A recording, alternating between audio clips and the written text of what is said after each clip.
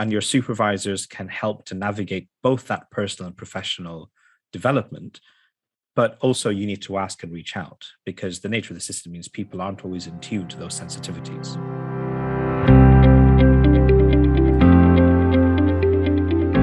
Hello, and welcome to the Medical Protection Podcast Headliner Series. I'm your host, Dr Maiedha Raza, and I'm a GP, Communication Skills Tutor and Training Programme Director. We're joined today by Dr Najeeb Rahman.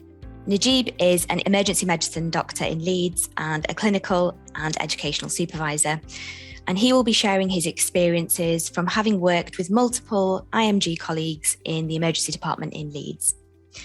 This series is specifically for our international medical graduate members or IMG members that find themselves now working within the NHS. In this podcast, we'll be exploring the ways in which IMGs can ease their integration process into the NHS, but we'll also be discussing some wellbeing tips to ensure that they can flourish in their potentially demanding roles. So a big warm welcome to you today, Najeeb. Thank you for having me, Maiedha. An absolute pleasure. So Najeeb, I understand that you have a wealth of experience working with IMGs and also training them. You're a clinical educational supervisor. And really, I wanted to begin today's podcast, but just recapping over some of our own experiences working and training our IMGs and talking about challenges that they've been exposed to with regards to integrating into the NHS. I'm sure it's probably very difficult for them. They've landed into their first roles. Some of them may have no knowledge of working in the NHS. So I thought it might be helpful to spend a little bit of time breaking this down with them today. No, that sounds like a great idea.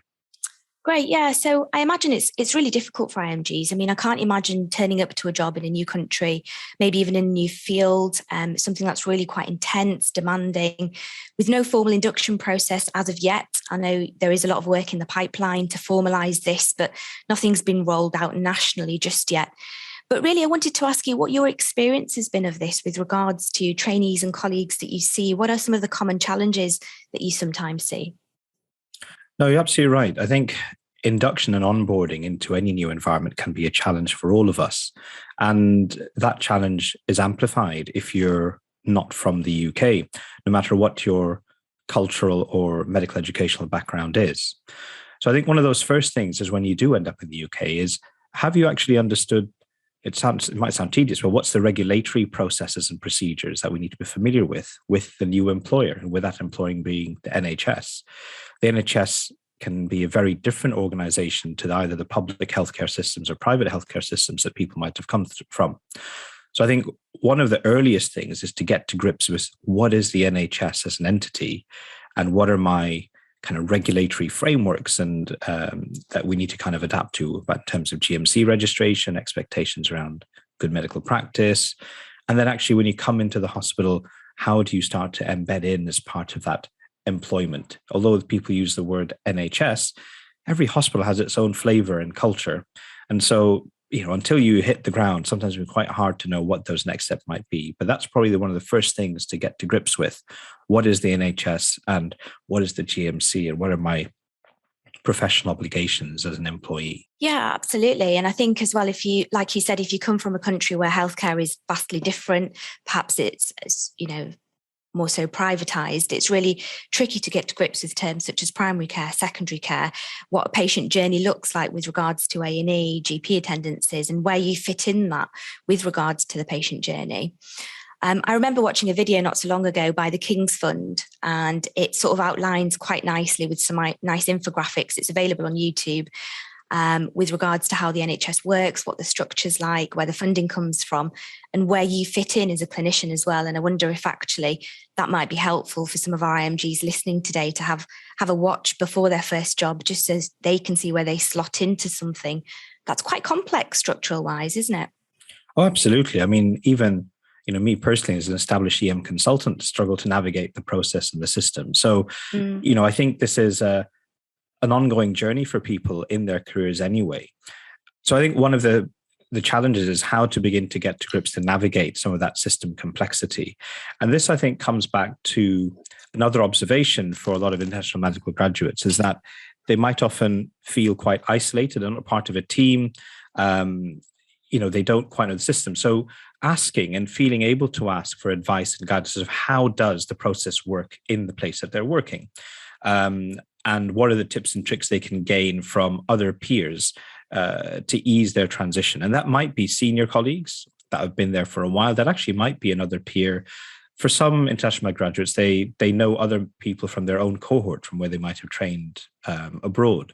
So accessing peer support networks to identify the local cultural issues of where they're working can often be very powerful to try and ease that transition.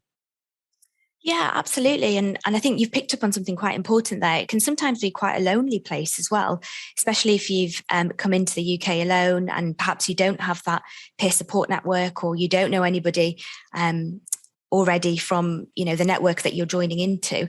And you touched on, again, something else that's quite important is about asking and how to ask and where to go for support and advice.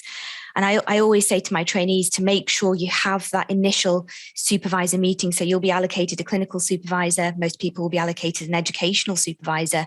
In addition to that, it might be the same person, it might be a different person, but also highlighting the importance of that very first meeting for supervisors to pick up on any problems before they arise, but also just to introduce themselves as a pillar of support so they do feel like they do have that almost scaffold really to fall back on. I think we generally don't exploit the supervisor role enough, I think, from an IMG perspective. When I've had a couple of my trainees in the past who have come, I've had some that have come from Africa, some from Asia, and some from the Middle East as well. And all of them had slightly different experiences, but also some common themes. Yeah. Many of them did not get training roles in the first instance. Some of them did academic roles before transitioning into a clinical role.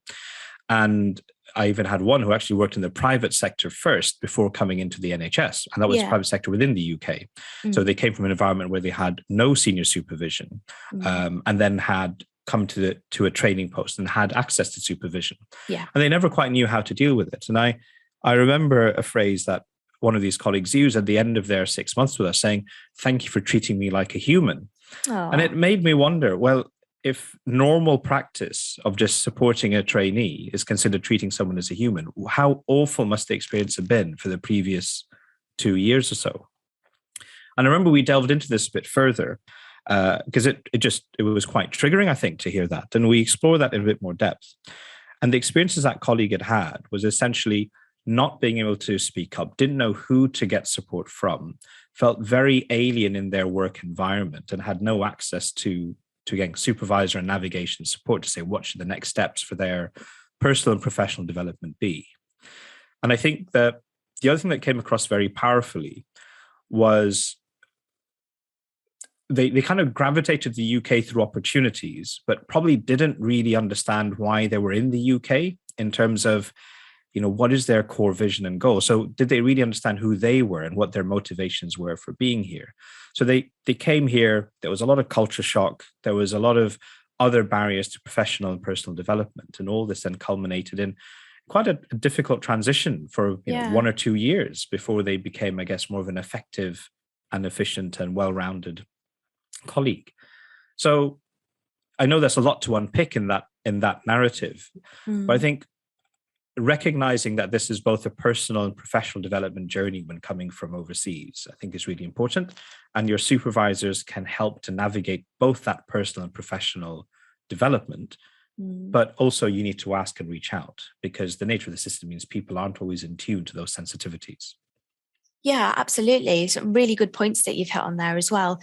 And it does make me think as well, if you're not used to a supervisor or knowing how to access a supervisor, the kinds of questions to ask, certainly if you've come from a country where they don't have a similar sort of supervisory role, if you like, that can be really difficult, like you said, to stick your head above the parapet and ask those questions. And it's quite a vulnerable place, actually, to step back and say, oh, I really don't know how to do this, but I'm not quite sure where to go for advice, support, who to ask.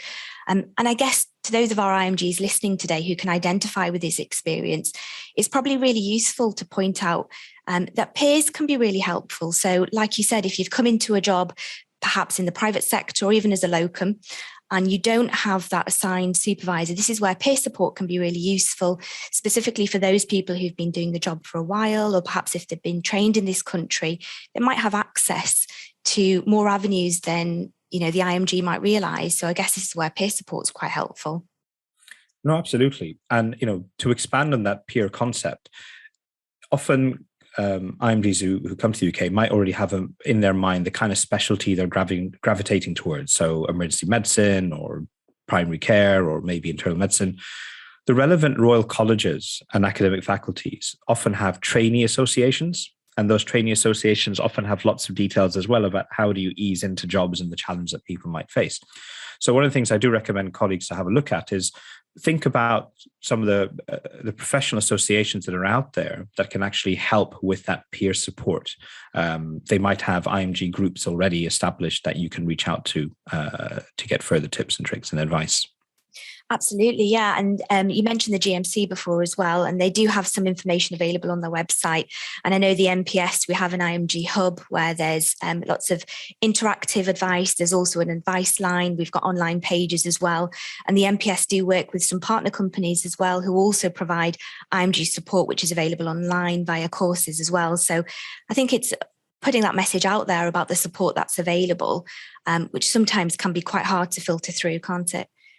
Yeah, it is. And I think, having that one-stop shop for all information, it would be great if we did. And I think there's groups, including the NPS, trying to put that together in some ways. And as you mentioned before, there's an IMG induction package that hopefully Health Education England will start rolling out eventually. So things are getting better. But I think we clearly need to learn from the challenges that colleagues have faced to make sure we don't assume that the challenge is just over once these induction packs are produced. I think there will still be a time, transition time to try and make things better for international graduates and make sure they're effectively welcomed and allowed to thrive, as you said, within the organizations that they're working in.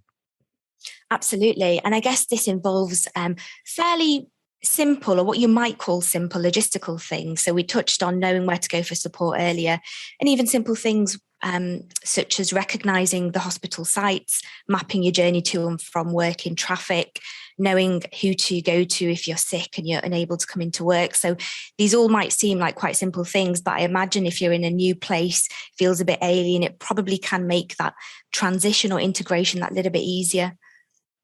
I don't think we give enough credit to those basic issues and the influence it has. So I worked overseas for a couple of years, and I remember on that first week, I wasn't assigned to any clinical duties, which was very good of the team there, because we had to get school sorted out, housing sorted out, money exchange sorted out, transport sorted out, first supermarket shop sorted out. And in the middle of this, my son had an allergic reaction to a vaccine he was given, and we had to get that sorted out.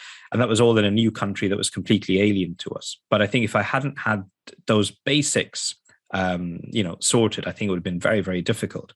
I think we can refer back, we've all heard of Maslow's hierarchy of needs. Yeah. And, in some ways that bottom pyramid needs to be, addressed. And perhaps we don't give enough time for that to be addressed. But I think what you hit upon there, just making sure you've got the basics sorted is really important. Oh, absolutely. Yeah. It's really easy to skip over the basics because you just assume it's something that everybody knows, but actually till you sit down and drill down on them, it's quite interesting that, most people don't know where the local water fountain is or the vending machine or what time the cafe closes. And if you're on call and you need a quick drink at 3:00 in the morning just to keep you going through that night shift, that can have real consequences to you as a person, your clinical work as well. So I think it's more important than we realise, isn't it? Yeah, absolutely. And I think this is also where institutionally, I think we often don't consider those aspects, and particularly the cultural nuances that might need to go with it.